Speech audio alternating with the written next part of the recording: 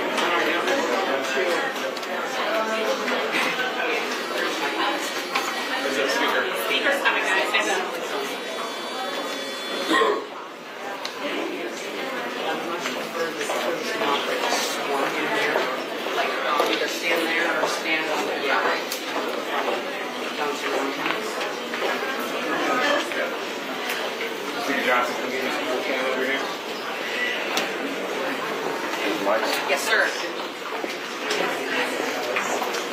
Can you tell us, were you satisfied with the briefing? Yeah, let me give you some thoughts about what just transpired in there this morning. We talked about how historic and fateful these moments are. This is a historic time that we live in, and this has been an incredible 2 weeks. Of course, it began with Israel's strikes that were targeted against Iran's nuclear and ballistic missile programs. They eliminated nearly the entire top echelon of Iran's military command and nuclear scientists.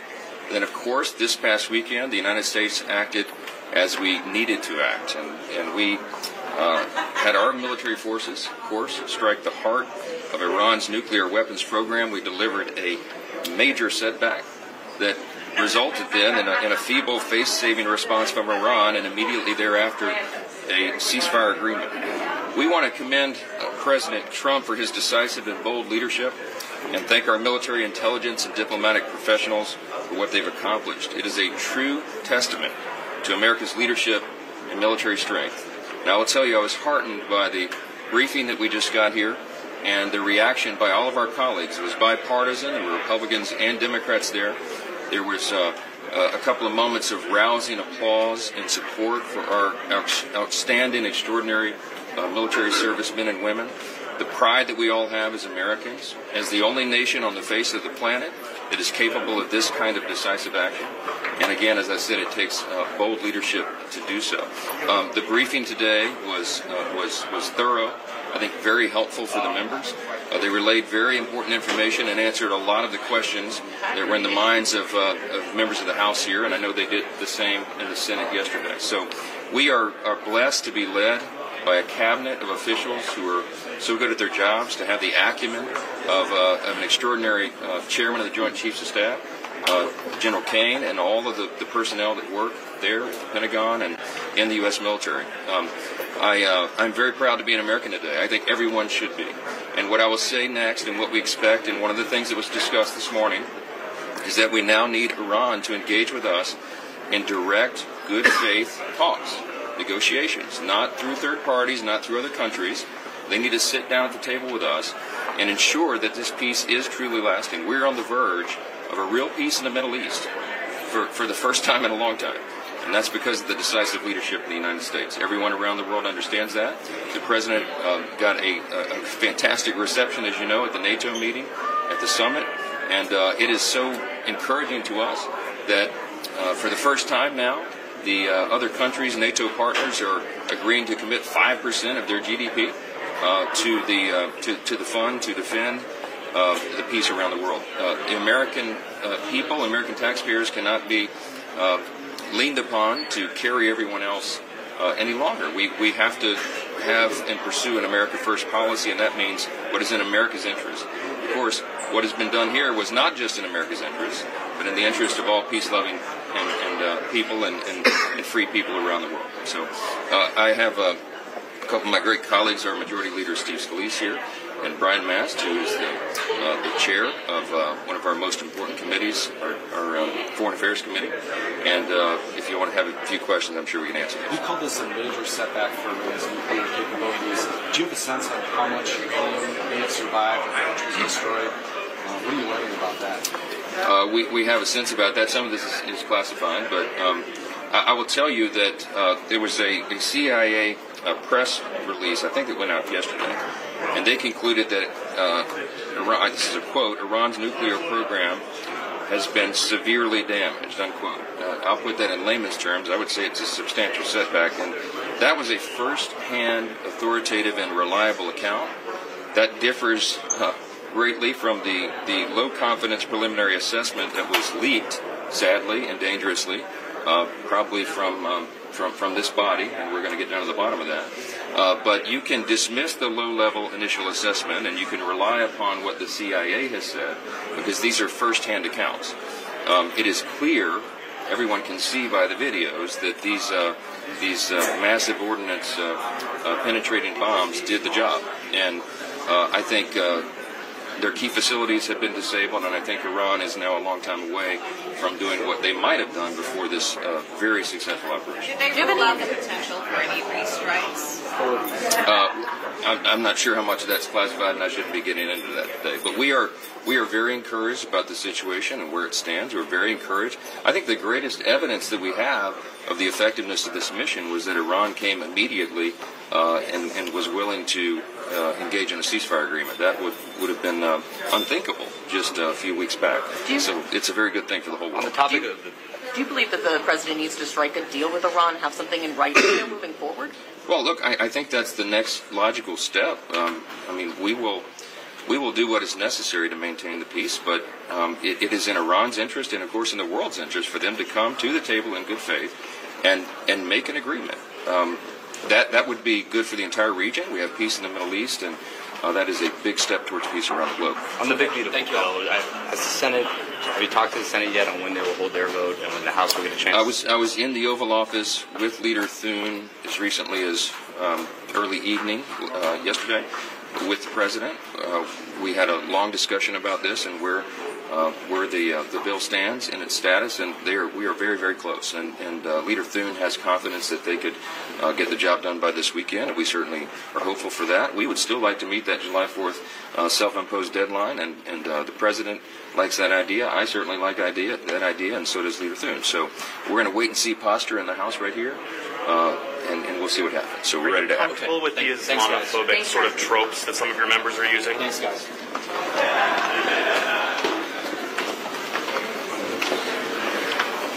Any interest in listening to the actual nuclear physicists in the U.S. Congress? Okay.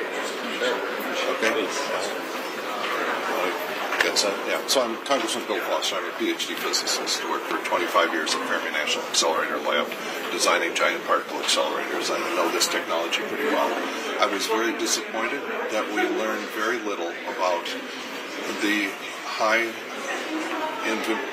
inventory of high enriched uranium, 60% enriched uranium, and its whereabouts, and what that meant for the breakout time to Iran's first nuclear device. There is, I think, frankly, very over-optimistic portrayal of what was and was not accomplished by this mission, because we do not have understanding and control of where all of that material is. I remind everyone that the 60% enriched material, while not weapons grade, is weapons usable. The Hiroshima device used a mixture of 50% and higher enriched uranium and worked pretty well. And it is well known by thousands of physicists around the world. The physics of a simple gun-type device, almost all of the components there require no special nuclear materials. The conversion of the 60% enriched materials, first to green salt and then to metal, casting it into parts, is all documented on the Wikipedia pages of Little Boy. If you look up that article, you will see, unfortunately, just how straightforward it is to make such a device. And I was disappointed that we did not see that the goal of this mission from the start was to secure or destroy that material. That's where they're hiding the ball, and that's what we have to keep our eyes on. The president says it's all beneath all this rubble. Would you expect to see radiation levels or something like that if this had been damaged or destroyed? Not necessarily. For technical reasons that I can't talk about. But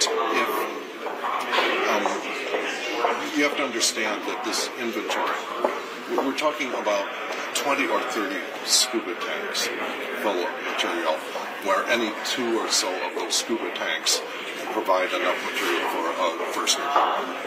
That is what we're trying to understand, where the location is and the disposition in a situation where the intelligence may or may not be complete. When the president says it's very difficult to move that stuff, do you buy that, or do you think that those are the type of tanks that could have been moved out?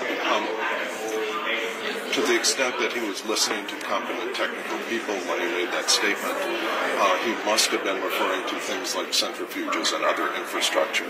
The UF-6, as conventionally transported, is in cylinders that you can see exactly what they look like and are not hard to transport through a number of means. Safe to transport? Yes. If there's not certainty that uranium was destroyed, are you worried that there will be additional strikes in order to complete the mission? If we can somehow guarantee that we have secured or destroyed that material, the world will be a safer place. If that is not what has in fact been accomplished here, we are not safer. In that case, in terms of a first Iranian nuclear device. In that case, would you support additional strikes to get rid of it? I'm not going to talk policy here. I'm talking about what's known from the physics involved and what the capabilities are, given the inventories of different kinds of uranium. What about the centrifuges and other infrastructure in Fordo and these other facilities? Is it credible that that was destroyed? Or did we just not? No, very credible that those capabilities have been degraded substantially, and I believe that. The centrifuges and other processing is irrelevant if you have a large inventory of 60% enriched uranium. That's point one. You can make a higher performance nuclear weapon with 90% enriched uranium, but that doesn't have to be the game that Iran's involved in. Did the briefers try to make the case that it was still there to you guys? Don't want to talk about that. What's your level of concern about the potential, not necessarily of a thermonuclear device, but of a dirty bomb possibly going off at a U.S. base or Israel? The dirty bomb is not really talked about. I'm talking about a Hiroshima-style gun type, straightforward, a yield in the tens of kilotons nuclear device. So when you say that material should be destroyed, how does one destroy that material? You can disperse it enough that it's unusable. UF-6 is very reactive. If you just let it loose in a cave, it will find something to bind up with. And so, it's possible to recover it with a very extensive effort, but that would be a different ballgame than just getting your hands on a couple cylinders of the pressurized UF-6. What do you believe needs to happen next after this? I think that we have to understand the leverage that the Iranians and the free world have, and to engage in serious negotiations with the Iranians about putting a permanent lid on their nuclear program, starting with getting IEA surveillance on our entire inventory of 60% enriched uranium. You talked at the outset about how this would have happened if the JPCOA hadn't fallen apart. Yeah, I think, frankly, that the game was lost when President Trump withdrew from the JCPOA. Under the JCPOA, we had very strict limits and enforced limits on their inventory of enriched uranium at different levels. And when that was lost, the game was lost. And now we're in a situation where they have very large inventories of quite significantly enriched uranium. And unfortunately, that implies a very small breakout time to a first nuclear device under the JCPOA. And I spent many, many hours in the SCIF looking at different breakout scenarios. The fundamental representation there was that there was a 1-year breakout time. If the Iranians kicked the inspectors out with the equipment that they were allowed to have, it would still take them a year. Okay? And now we're in a situation where it's days. All right? It was days prior to the strike. But they nonetheless have already used that equipment to make a very large inventory of 60% enriched uranium. And that's the situation we're in. So if the uranium was not destroyed, we still have that capability to break out a bomb in a few days? In a very brief period. What's your level of concern about that? Enormous. What's a very short level of time? It depends on how much work they've already done. If you look at what was done to build the Hiroshima little boy bomb, almost all of it could be done in a small artillery shop. And there are a lot of that kind of capability all around Iran. And you don't need bomb physicists at this point. You need engineers. You need machinists. You need technicians. The physics is known. What did you make when Israel targeted all those nuclear scientists? That was important. That had a large impact on their capability going forward. Not so much on the breakout time. Thank you, sir. All right. Thank you. Thank you, sir. Thank you. Let's see. If you need to contact my press, it's grace.bouton at mail.house.gov. Congressman Bill Foster, the PhD physicist. We can tell by the time. It's kind of embarrassing. Where's plutonium on it? Because, obviously, it's got the atomic weight of indium wrong, Does it really? Yeah, so you walk down the street, people will point at you and laugh, It's really... So it is a joke time. It's embarrassing. But, it's a gift. Just embrace the thought. It's a gift, so I kind of have to wear it. Sure, I have to ask you, wear that tie all the time or just periodically? Boom. Get out. Get out. Guys, That's a wrap. Nobody else in there. We have someone coming. Ricardo? From San Jose. Trying to avoid going outside. I'm so sorry. What, you guys should do? They got one vote. It's over. The vote should be over by now. Yes, absolutely. It's been real. Yeah.